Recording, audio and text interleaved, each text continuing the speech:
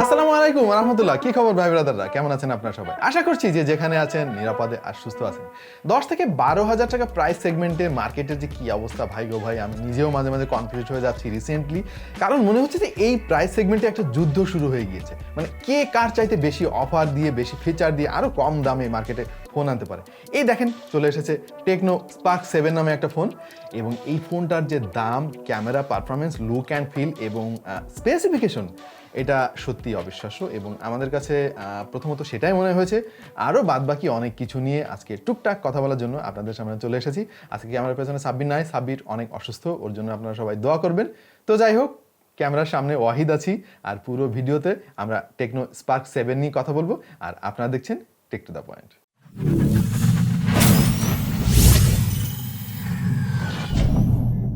ফোনটার look and feel আমাদের কাছে অনেস্টলি বেশ প্রিমিয়াম লেগেছে। পেছনে বেশ বড় আকারে স্পার্কের একটা লোগো দেখতে পাচ্ছি, যদিও এই জিনিসটা আমার কাছে অতটা ভালো লাগে না, এটা না দিলেও পারতো। বাই দ্য ওয়ে, বেশ দারুণ একটা প্যাটার্ন খেয়াল করেছি এখানে, সানলাইট রের মতো করে, যেটা আলোতে ধরলে ভিন্ন ভিন্ন শেপ তৈরি করে। এটা বেশ ভালোই লেগেছে আমার কাছে। আর দেখতে পাচ্ছি সূক্ষ্ম একটা রেখা আছে, এই রেখাটা আপনাকে ফোনকে দাগ হওয়া থেকে বাঁচাবে এবং ফিঙ্গারপ্রিন্টের হাত থেকে বাঁচাবে। ফোনটা বেশ কম্প্যাক্ট দেখতে এবং এর ডিজাইনটা মনোমুগ্ধকর, এবং টেকনো কিন্তু রিসেন্টলি ডিজাইনে বেশ নজর দিচ্ছে, এই ব্যাপারটা আমার কাছে বেশ পজিটিভ লেগেছে। ফোনের বাঁদিকে রয়েছে সিম কার্ড এবং মেমোরি কার্ড স্লট, ওপরের দিকে কিছুই নাই। নিচের দিকে দেখতে পাচ্ছি main microphone, micro USB port এবং 3.5 মিলিমিটার হেডফোন জ্যাক। ডান দিকে পাওয়ার বাটন রয়েছে এবং রয়েছে ভলিউম রকার। এই জিনিসটাতে হালকা একটু আপত্তি আছে আমার।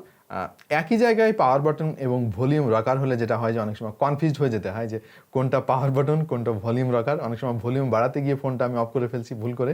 আমার মনে হয় এই ভলিউম রকারটাকে যদি বাদিকে দেওয়া হতো তাহলে একদম নিট অ্যান্ড ক্লিন থাকতো ব্যাপারটা। বাই দ্য ওয়ে, আমি এর আর একটা ব্যাপার খেয়াল করেছি, আর সেটা হচ্ছে এর নিচের দিকে কিন্তু লাউড স্পিকার গ্রিল নাই শকিংলি, এবং সেটাকে প্লেস করা হয়েছে ইয়ারপিসের সাথে। ইয়েস, আর এই কারণে যেটা হয়েছে, লাউড স্পিকারের কোয়ালিটি কিন্তু আমি বলবো ডিসেন্ট, খুব একটা ভালো বলা যাচ্ছে না, কারণ যেহেতু ইয়ারপিস এবং লাউড স্পিকার একই সাথে মার্জ করা।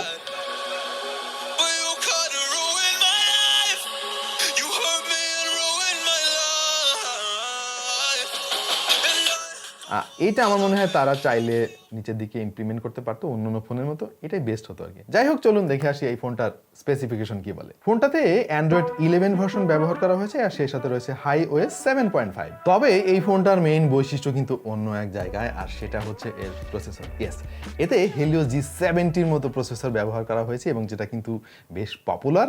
বিশেষ করে 12,000 টাকা দামের একটা বাজেটের ফোনে Helio G70 processor really appreciate করার মতো।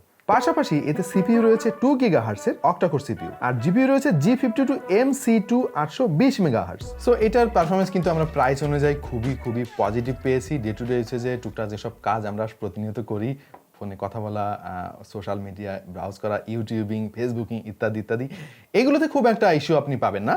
আর এটার র্যাম রয়েছে 4 জিবি, সেই সাথে ইন্টারনাল মেমোরি রয়েছে 64 জিবি। 4 জিবি র্যাম থাকার কারণে কিন্তু মাল্টিটাস্কিং বেশ ভালো ফিডব্যাক দেবে আপনাকে।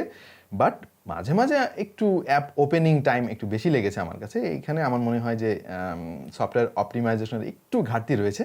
তো টেকনো যদি এই ব্যাপারগুলো নিয়ে আরও ভালো কাজ করে, তাহলে আমার মনে হয় একেবারে সোনায় সোহাগা হয়ে যাবে ব্যাপারটা। 6.5 ইঞ্চির IPS LCD প্যানেল এতে ব্যবহার করা হয়েছে, এবং যেটা HD+ রেজুলেশনের। এখানে আমার কোনো আপত্তি নাই, কারণ যে প্রাইস তাতে করে ফুল HD আসলে চাওয়া ঠিক হবে না। আর অ্যাসপেক্ট রেশিও হচ্ছে 20:9, এবং PPI রয়েছে 270। ডে লাইটে একটু ডিসপ্লের ইস্যু আমরা খেয়াল করেছি, ব্রাইটনেসটা ফুল ব্রাইটনেসেও মাঝে মাঝে একটু স্ট্রাগল করে, এইখানে একটু কাজ করা দরকার। আর ওভারঅল অন্যান্য প্যারামিটার যেমন টাচ সেন্সিটিভিটি, তারপরে ভিউইং অ্যাঙ্গেল, এই সমস্ত ব্যাপারে আমার তেমন কোনো কমপ্লেন নেই। সো এইটার ডিসপ্লেকে এই বাজেট অনুযায়ী আমি বলবো ঠিকঠাকই আছে। G70 কিন্তু একটা গেমিং প্রসেসর, এবং এর কাছ থেকে আমরা যে গেমিং পারফরমেন্স পেয়েছি সেটাও আসলে চোখে পড়ার মতো ভালো, আমি পজিটিভলি বলবো। কারণ আমরা পাবজি ট্রাই করেছি এবং বেশ ফ্লুয়েন্ট ছিল এটার গেম প্লে, যদিও মাঝে মাঝে একটু স্টার্টার খেয়াল করা যায় বা মাঝে মাঝে একটু ফ্রেম ড্রপ আপনি চোখে দেখতে পারেন, বাট সেটা আমি বলবো যে এই প্রাইস সেগমেন্টে মেনে নেওয়াই যায়। তবে ফ্রি ফায়ার খেললে তেমন কোনো ইস্যুই আপনি খেয়াল করবেন না। এবং আমরা Asphalt 9 ট্রাই করেছি। Asphalt 9 আমাদের one of the most favourite game, এবং অনেক সময় ধরে খেলেছি, কোনো ইস্যু খেয়াল করিনি, কোনো ফ্রেম ড্রপ, ইভেন কোনো স্টার্টার খেয়াল করিনি, এবং গ্রাফিক্স কোয়ালিটিও কিন্তু অনেক ভালো ছিল। যদিও দীর্ঘ সময় গেমিং এর পরে হালকা একটু হিটিং ইস্যু খেয়াল করেছি, যদিও সেটা খুব বেশি এটা বলা যাবে না। বাই দ্য ওয়ে, এই ফোনটার আর একটা পজিটিভ দিক হচ্ছে এটার হিউজ ব্যাটারি। ইয়েস, এই ফোনটা অনেক স্লিম হওয়ার পরেও কিন্তু তারা 6000 mAh এর ব্যাটারি এর ভেতরে ইমপ্লিমেন্ট করতে পেরেছে, যেটা really impressive. By the way, আপনি যদি হেভি ইউজার হন আমার মনে হয় না 1.5 দিনের আগে আপনি চার্জ শেষ করতে পারবেন। আর যদি নর্মাল ইউজার হন তাহলে তো 2 দিন ভালোভাবে যাবে, ইভেন 3 দিনও যেতে পারে। আর বক্সের মধ্যে 10 ওয়াটের একটা চার্জার দিয়ে দেওয়া হয়েছে, যেটা দিয়ে এই ফোনটাকে ফুল চার্জ করা যাবে 3.5 ঘন্টার কাছাকাছি সময়ের মধ্যে। এইখানে আমার মনে হয়েছে যদি 18 ওয়াটের একটা চার্জার দিয়ে দেওয়া হতো বা ফোনটা যদি 18 ওয়াট চার্জিং সাপোর্ট করতো তাহলে আরো ভালো হতো। চলে আসলাম এর ক্যামেরা সেগমেন্ট নিয়ে। পেছনে ডুয়াল ক্যামেরা সেটআপ ব্যবহার করা হয়েছে, যার মেইন সেন্সরটি 16 মেগাপিক্সেলের আর সামনে রয়েছে 8 মেগাপিক্সেলের সেলফি ক্যামেরা। ক্যামেরা কোয়ালিটি আমি কি বলবো, এই বাজেটে one of the best in the market right now. এই প্রাইস সেগমেন্টের অন্যান্য যেসব ফোন আমরা কিছুদিন ধরে রিভিউ করছি তার চাইতে আমি বলবো যে এটা বেটার কোয়ালিটির পিকচার আপনাকে দেবে, যেটা স্যাম্পল দেখে আপনারা বুঝতে পারছেন। ছবিতে প্রচুর শার্পনেস পাবেন এবং অল্প আলোতে যতটুকু খারাপ হবে আমরা ভেবেছিলাম তার চাইতে অনেক ভালো পেয়েছি। প্রচুর শার্পনেস রয়েছে, যদিও কালারগুলোকে মাঝে মাঝে একটু বুস্ট আপ করার চেষ্টা করা হয় সফটওয়্যারের মাধ্যমে, যেটা একটু দৃষ্টিকটু লাগে মাঝে মাঝে, বাট আপনি যদি স্ট্যাবল হাতে ছবি তোলেন তাহলে মনে হয় না তেমন কোনো ইস্যু হবে। পোর্ট্রেট ফটোগ্রাফিতে বেশ ভালো সাবজেক্ট সেপারেশন পাবেন, যেটা বেশ ইমপ্রেসিভ লেগেছে আমাদের কাছে। আর এটা সেলফি ক্যামেরাও কিন্তু অনেক চমৎকার, আমাদের অনেক পছন্দ হয়েছে, যেটা স্যাম্পল পিকচারে আপনারা দেখতে পাচ্ছেন। বেশ ভালো শার্পনেস পাবেন আপনি, এবং পোর্ট্রেট ফটোগ্রাফিও রয়েছে সেলফি ক্যামেরাতেও, এবং পেছনের ক্যামেরার ধারাবাহিকতা সামনের ক্যামেরা কিন্তু দারুণ দারুণ ছবি দিবে আপনাকে, যেটা খুবই ইমপ্রেসিভ আমি বলবো। সো ওভারঅল এটার ক্যামেরা পারফরমেন্সকে আমি বলবো যে এই প্রাইস সেগমেন্টে one of the best in the market. আর একটা জিনিস বেশ পজিটিভ লেগেছে, সেটা হচ্ছে সামনে কিন্তু ডুয়াল ফ্ল্যাশ ব্যবহার করা হয়েছে। অন্যান্য ফোনে তো সিঙ্গেল ফ্ল্যাশও দেয় না, এখানে দিয়েছে ডুয়াল ফ্ল্যাশ। ইভেন আপনি যখন চার্জিংয়ে দিবেন ফোনটাকে তখন কিন্তু এই এলইডি ফ্ল্যাশের মাধ্যমে আপনি বুঝতে পারবেন যে ফোন চার্জ হচ্ছে। যদিও একটা কমপ্লেন আছে, এটাকে যদি নোটিফিকেশন লাইট হিসেবে ব্যবহার করা যেত তাহলে আরো ভালো হতো। অলরাইট, মাত্র 12,000 টাকা দামের একটা ফোন, এইটার কি কি খারাপ দিক রয়েছে এটা আসলে কি বলবো আমি নিজেও বুঝতে পারছি না, কারণ অনেক কিছু ধরা যায় কিন্তু যখনই ফোনটার দাম মাথায় আসে তখন মনে হয় যে এটা ঠিকই আছে। তারপরেও কয়েকটা পয়েন্ট, যেমন ডিসপ্লে ব্রাইটনেসটা যদি আর একটু ভালো করা যেত আমার মনে হয় আরও বেটার হতো। আর সফটওয়্যার অপটিমাইজেশনের কথা কিছুক্ষণ আগেও আমরা বললাম যে এটার সফটওয়্যার অপটিমাইজেশন নিয়ে একটু টুকটাক ল্যাকিংস আমাদের চোখে পড়েছে, যার কারণে ব্যাটারি ব্যাকআপ সামান্য একটু কম পেয়েছি। আর একটা জিনিস হচ্ছে রিসেন্টলি কিন্তু আমরা আইটেল বা টেকনোর অন্য ফোনে দেখেছি যে 5 হোল ইমপ্লিমেন্ট করেছে তারা। আমার মনে হয় ডিউ ড্রপের চাইতে 5 হোলটা দেখতে আরও অনেক চমৎকার লাগে। এটা যদি করতে পারতো তাহলে আরও অনেক চমৎকার হতো।